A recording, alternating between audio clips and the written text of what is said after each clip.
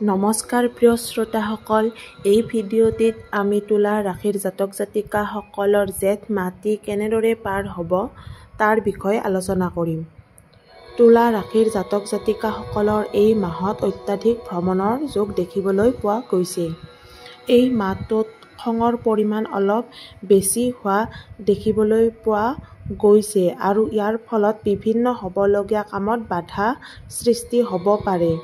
এই মাহটোত মন কিন্তু আনন্দিত হৈ থাকিব তুলা ৰাশিৰ জাতক জাতিকাসকলৰ। লগতে ভাতৃৰ লগত সম্পৰ্কও ভাল হৈ উঠিব।